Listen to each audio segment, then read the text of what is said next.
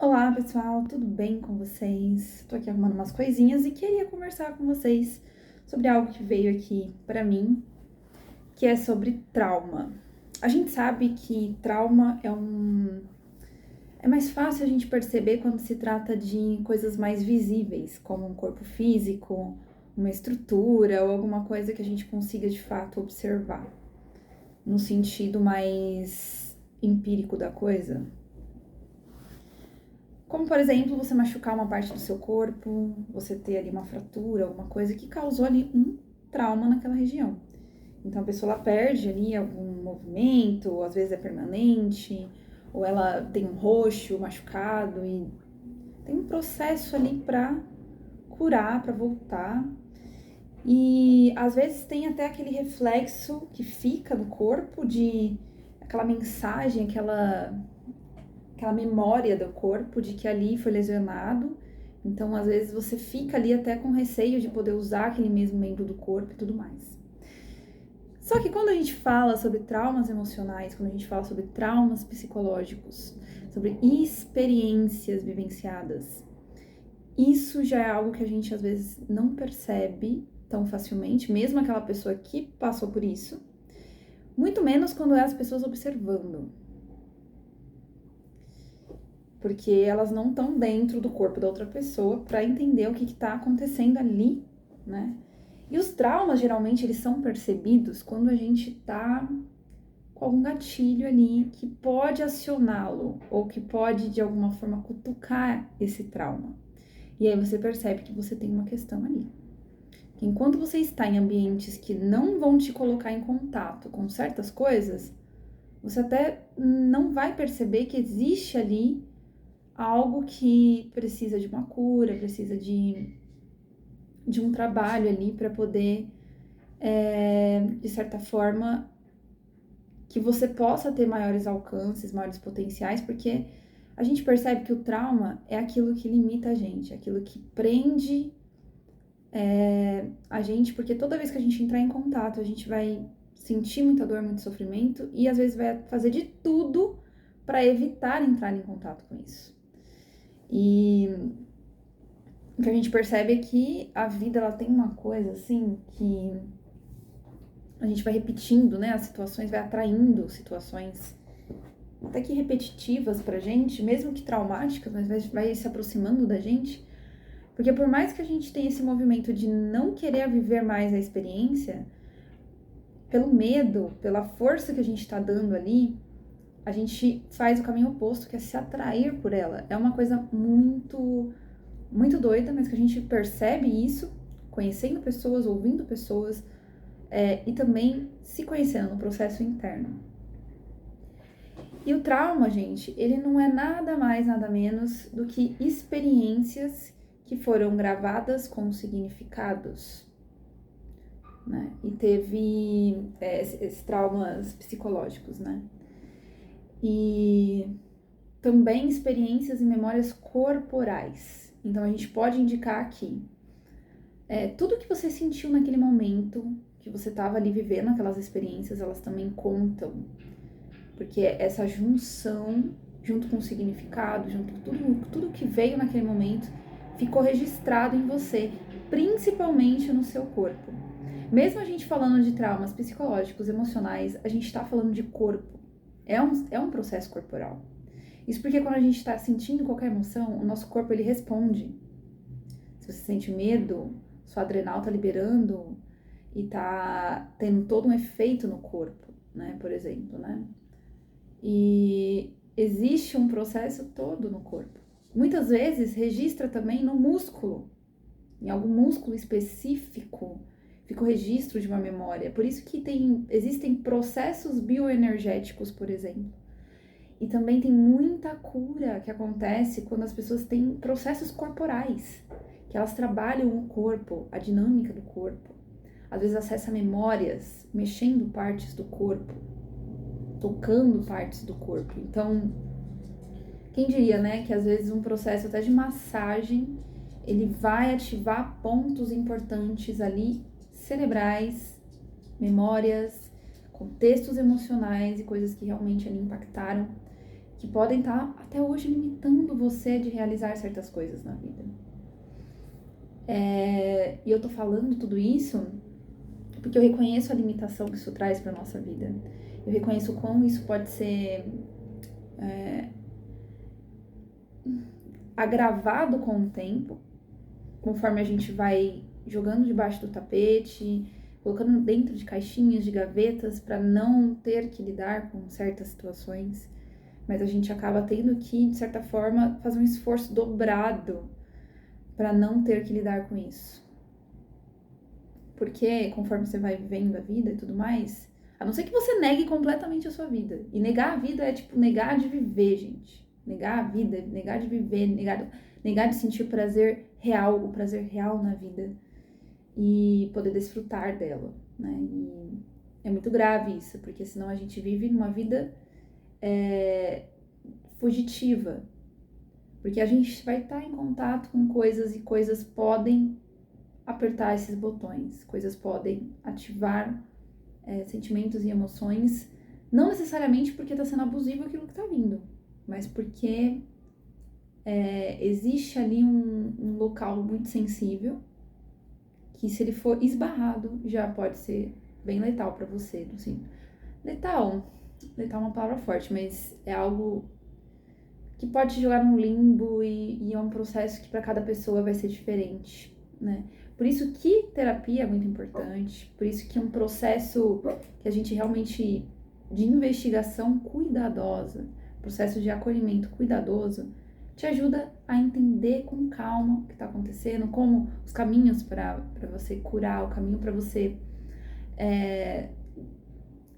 de certa forma, lidar com situações que possam vir a ser um risco ali para ativar esses gatilhos, e você aprender uma nova forma de lidar com essas situações, se expor a elas de uma forma que você não deixe de fazer o que você quer, não deixe de desenvolver habilidades, de crescer e fazer tudo o que você quer fazer nessa vida, né? Isso é importante. Uma coisa que me fez vir aqui estar falando sobre isso é uma coisa que pegou pra mim, inclusive, nesse final de semana, que eu já tô há muitos anos sem contato com um certo ambiente que me fez mal no passado, um ambiente de trabalho. E ontem eu tive contato com uma dessas pessoas que faziam parte dessa memória pra mim. Eu já tenho contato com outras pessoas também que faziam parte dessa memória, mas uma pessoa exclusiva, ela, por algum motivo, ela foi alguém que despertou um gatilho. E eu não percebi na hora. De alguma forma, até tentei uma aproximação, não sei muito bem porquê, assim, mas eu tentei uma aproximação. Eu senti que a pessoa agiu comigo como ela agia no passado, e pode ser que tenha sido isso, pode ser que não, mas a sensação no meu corpo foi de rejeição. Foi uma sensação estranha. E aí eu não lembro mais, assim, de ter pensado nisso durante o resto do dia de ontem. E hoje, durante o almoço, começou a me vir essa memória. Eu sentia que tinha alguma coisa querendo vir, assim. Tava com uma ansiedade estranha, uma sensação estranha. E aí, de repente, eu tive esse acesso que eu falei, nossa, ontem aconteceu isso? E eu comecei a ficar muito nervosa. Eu estava estava almoçando, e aí eu comecei a comer muito rápido. Comecei a sentir o nervosismo, meu coração batendo mais rápido. Ou seja, uma crise de ansiedade ali, e eu falei, puxa, é impressionante. Faz anos que eu não tenho contato com isso, eu inclusive não sinto que eu tenho mágoa dessa pessoa, e veio de uma forma, porque eu senti que a pessoa podia estar me tratando de uma forma como ela me tratava num outro momento, né? E pode ser que não tivesse nada demais, ou que fosse coisas muito além ali do que eu imaginava, mas de alguma forma isso me gatilhou, e eu fiquei, de certa forma, mal aqui, né? Não consegui me alimentar direito, mexeu ali com o meu momento, até eu voltar a me centrar e falar, opa, vamos entender o que tá acontecendo.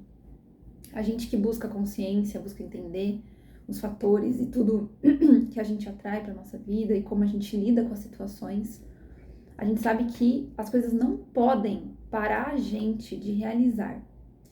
E eu percebo que, diante de uma situação que eu passei durante anos, em um antigo trabalho, hoje eu vivo num bloqueio de realizar certas coisas no trabalho também. Coisas que, de certa forma, eu sei que eu posso alcançar, que eu posso fazer, mas que de alguma forma, em algum momento no passado, eu não me sentia bem aceita, não me sentia bem à vontade, me sentia reprimida, me sentia humilhada e entre outras coisas que aconteciam, que de certa forma ia sempre me deixando cada vez mais encapsulada, cada vez mais ensimesmada, com medo de explorar situações mais grupais e tudo mais, inclusive de começar a perceber que eu não podia ser eu e de deixar o meu eu verdadeiro se colocar diante das pessoas por muitos anos. Foram muitos anos treinando ser uma pessoa que era calada e que sempre estava ali para satisfazer o outro.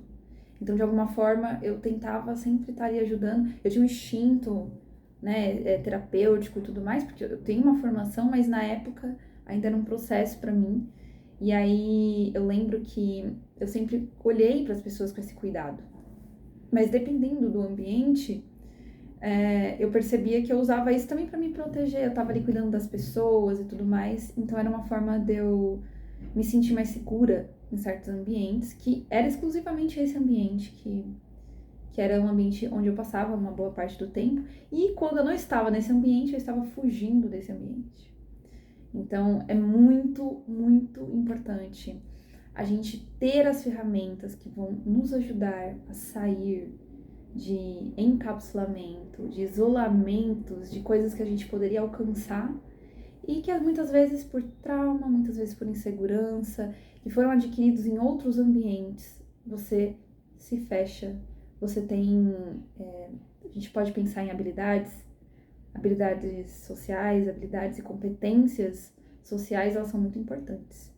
Só que se você não aprende a colocar limites, não aprende a estabelecer esses limites, entender com você mesma o que é legal, o que não é e até onde outra pessoa pode chegar, né? E esses são importantes, na minha opinião, é uma importante regra ali para a gente poder de fato se conectar verdadeiramente consigo mesmo e aí então poder estar nas relações e de certa forma, para quem é muito empático, a gente pode ter, né, essa dificuldade de se colocar os limites para não magoar o outro e tudo mais, sendo que isso muitas vezes também é uma resposta de trauma, que é a sensação de que você vai estar ferindo as pessoas ao pôr limites, e muitas vezes isso vem também de uma sensibilidade que não foi trabalhada em si mesmo, né?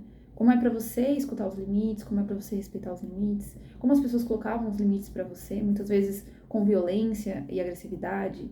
Então você pode ter associado colocar limites com agressividade. Eu acho que isso tem muito a ver também com crianças que apanharam, porque de certa forma os pais ou quem cuidava estava ali colocando os seus limites. E muitas vezes os limites, quando não bem assimilados ou até mesmo desrespeitados, a punição podia ser severa, né? Ou podia ser algo que ferisse muito. Então, os limites se tornam coisas ali sempre muito tensas, né? Então, esse é o momento da gente poder entender, né? Depois que a gente cria uma certa autonomia consigo mesmo, a gente tem a oportunidade de externalizar isso para o mundo. Um abraço pessoal. Hoje foi isso.